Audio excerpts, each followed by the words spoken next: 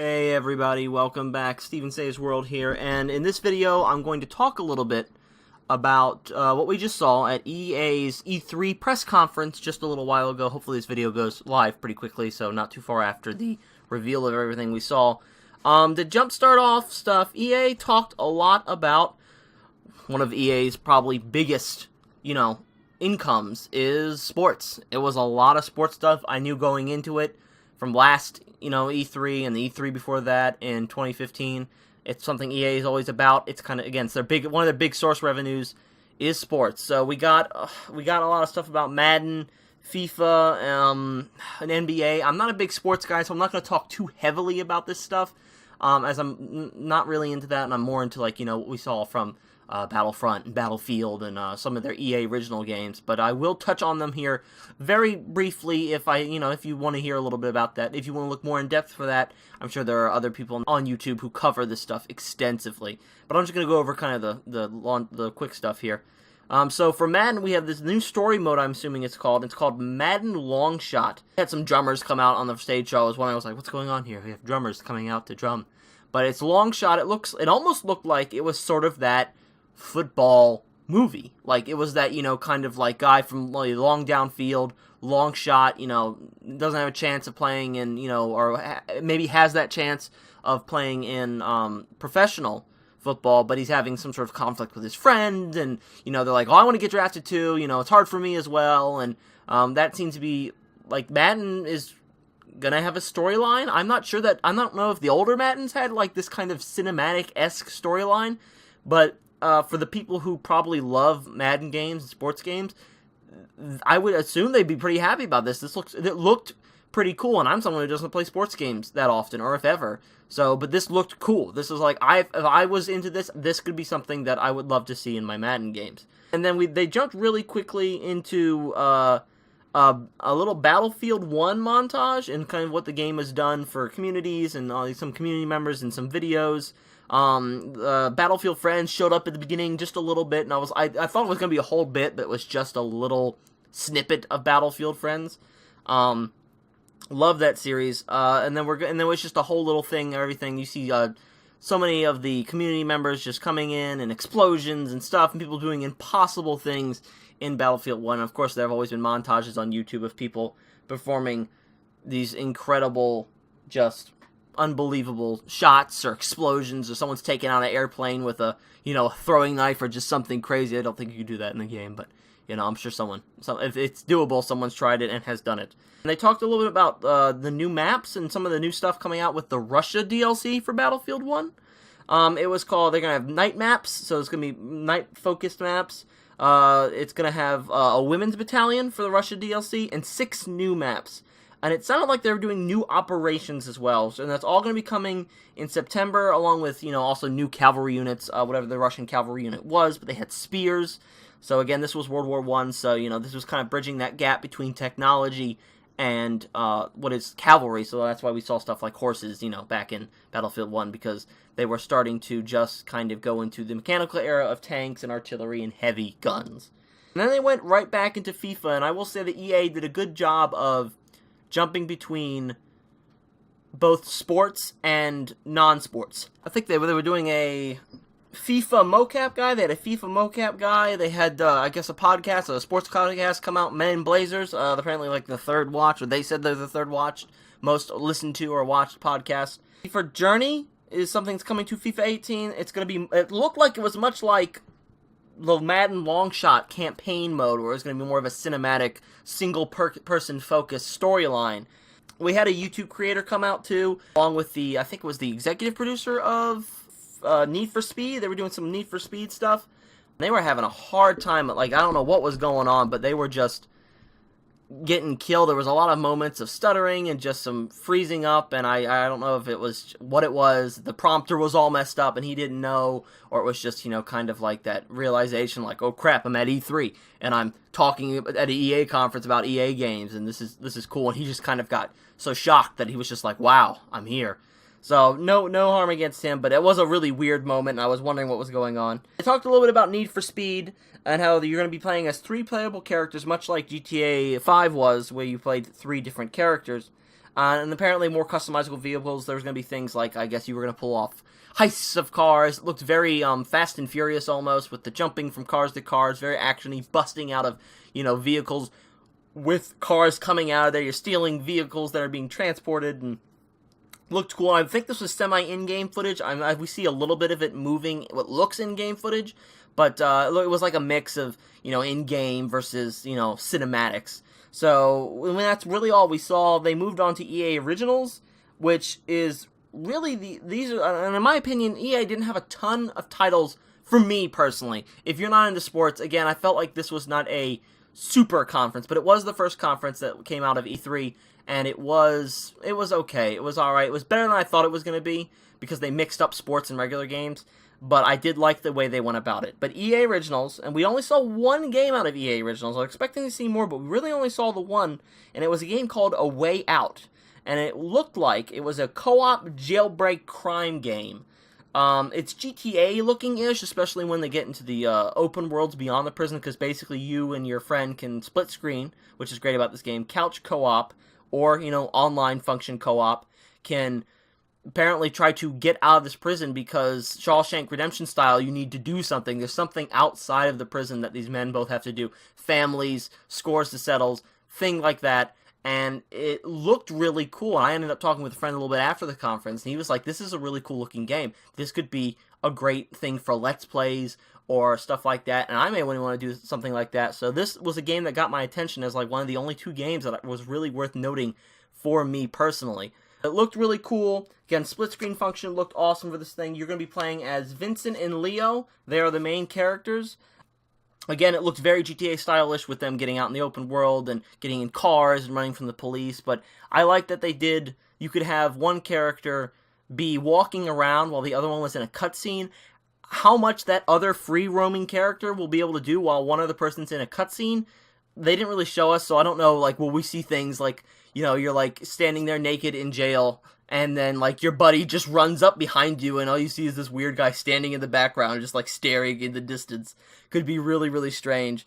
So I think they're gonna, maybe tune it a little bit and see what it can really, maybe they'll make it like, oh, well, you can't go down there yet because that cutscene's not done, or whatever like that. After that, they talked a little bit about Madden on Scorpio. We saw some, like, ooh, this looks real pretty. Scorpio's really strong.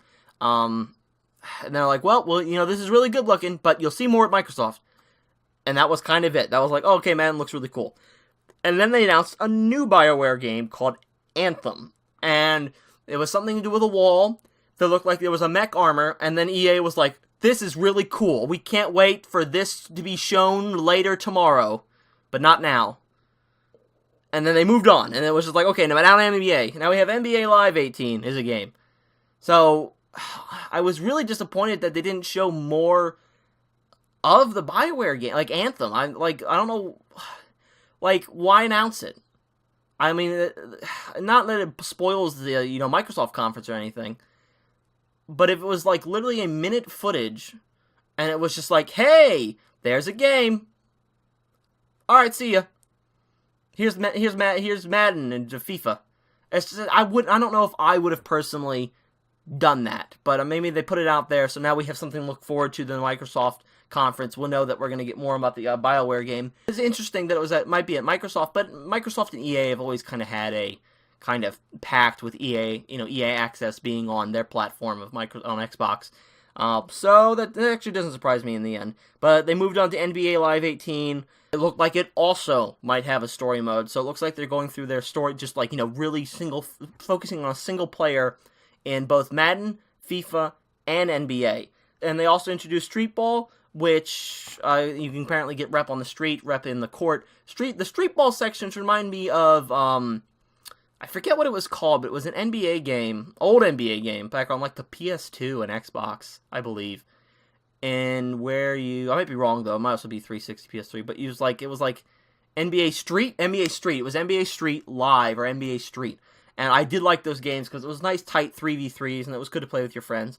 The Street Ball reminded me of that a lot. Moving on, we have apparently a 3-week trial on all platforms, I think, for just about a bunch of games. So we're going to see, EA Pass, PlayStation's going to have, Battlefield 1, Madden game, a FIFA game, an NBA game. But this is a whole list of things. Hopefully that kind of shows up here on the video, and just a little snippet of just here you can play this and this and this. I think it was a week free trial. I might be wrong. I wanted to say 14-day free trial, but I've been somewhere else where I think I've seen a 14-day free trial. I think it's been the Microsoft Xbox Pass I keep seeing, so I want to think that the free trial for the EA games is a 14-day one, but it's probably not. Say probably a week, but there's going to be a free trial, so keep on the lookout for that if you want to play anything with your friends. I know I will. I'll be doing Battlefront 1 with probably a couple of friends since it's going to be free for a little bit. They had, I'm probably going to butcher this name, Janina Gavankar, who plays the lead in Battlefront 2 campaign, famously do the mocap, the face capture, and all that stuff. She's going to be the main character for the Battlefront 2 campaign. Apparently, this Battlefront 2 is going to have 3 times the content. Skirmish is returning, and just have generally more everything. There's going to be different class systems, so you can pick between Assault, Specialist, Ground Pounder, whatever the third one was. And you'll have a new system called Battle Point instead of, I think, Battle Stars or whatever the old one in Battlefront 1 was, which will let you buy heroes and apparently maybe customizable stuff.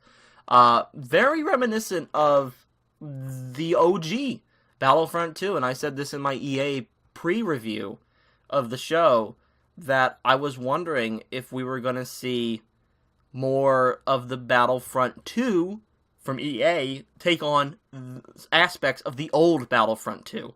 And after seeing the gameplay footage, we saw a good clip of a 30-minute footage of it, that it will be that, and it will be cool. I loved when they went to Thebe. I was tweeting, I was like, this looks like Battlefront 2 from 2003, 2004. This looks really cool.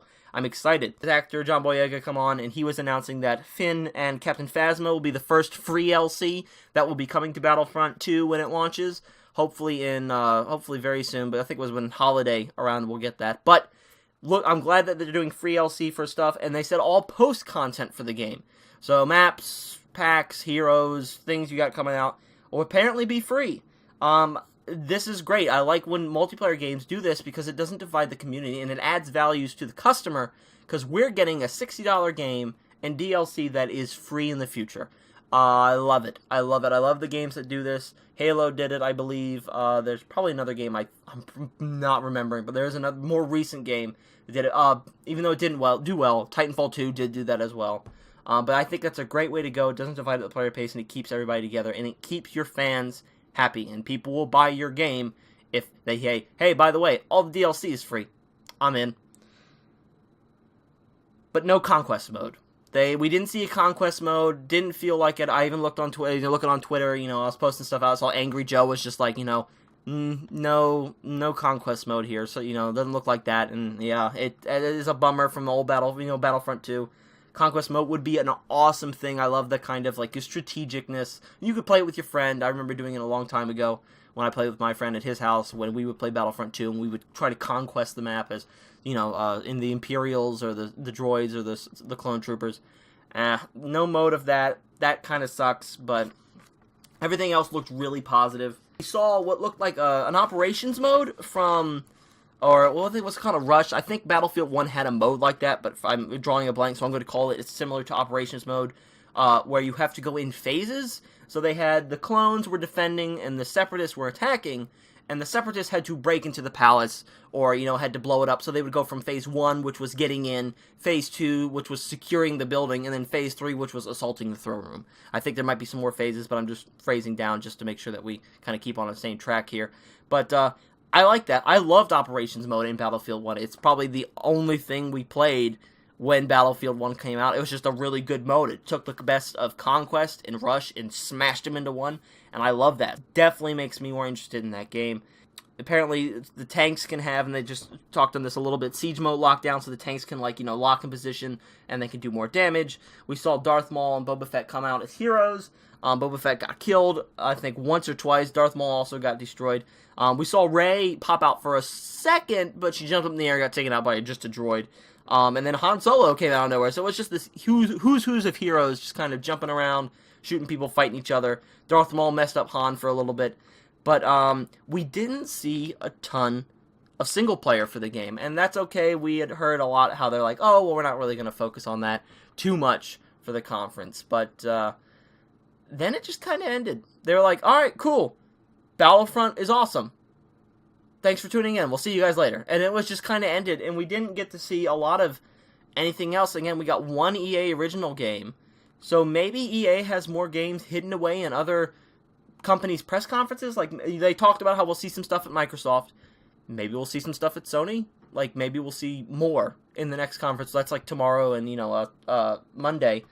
But that's really all we saw. And my overall feedback was good.